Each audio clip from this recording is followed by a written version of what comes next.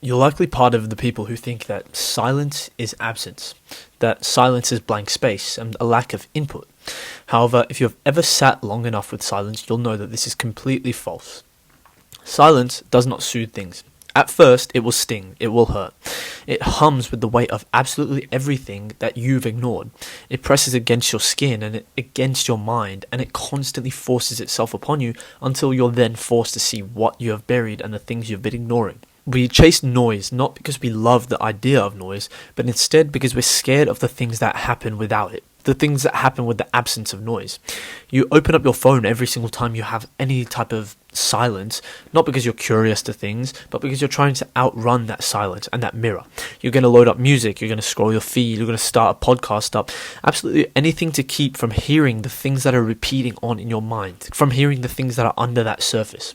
Because in silence, performance ends, it stops. Because in silence, the performance ends. There is nobody to impress in silence. There is nobody to outshine. There's no one to compare yourself to. All it is yourself and the things that you've left unfinished. The regrets, the fears, the shame that's been pacing in the background while you've just pretended to have absolutely everything together. Silence is confrontation. It's like a mirror. It doesn't scream at you. All it does is reflect the things that you're screaming at it. It holds up the image of who you are when absolutely nobody is watching. And most people don't like what they see, so they run away from that.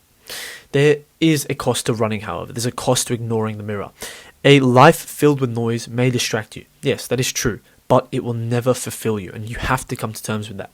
Constant stimulation will numb you to yourself. You'll lose track of the things that you really feel and the things that you really want and actually need.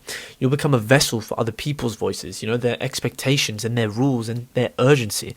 And all the while, your own voice is going to start fading away into a whisper or into the background.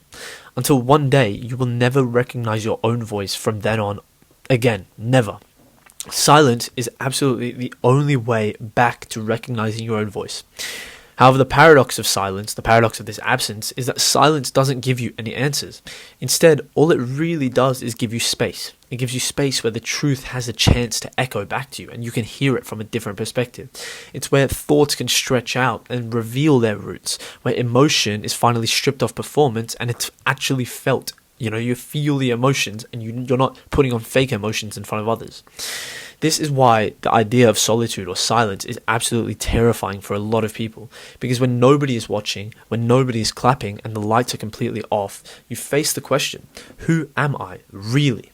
And if you don't like the answer, the instinct to do to that is to cover it up with more noise. However, real growth will only start and real healing will only start when you choose to sit in that discomfort instead of escaping it. And that is where the idea of clarity starts to form. I like to think that it comes slowly and it comes quietly, and you will begin to notice the thoughts that are actually yours and the things that are actually planted in your mind.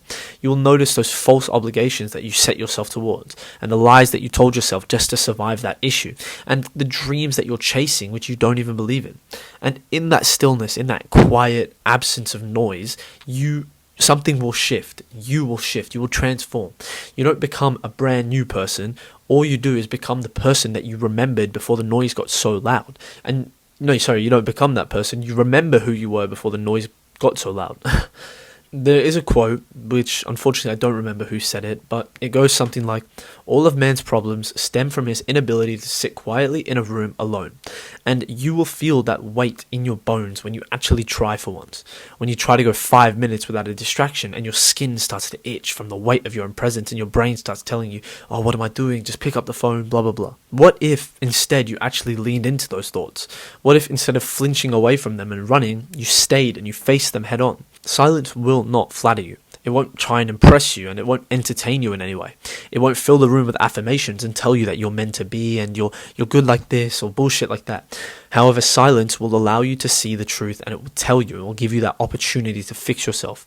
And sometimes that is 1,000,000 times more important than comfort. Sometimes that's the only thing that can set you free. Because silence, like I said, isn't a void. Instead, it's simply a mirror. And the reflection will never lie to you. You simply have to be brave enough to look at it.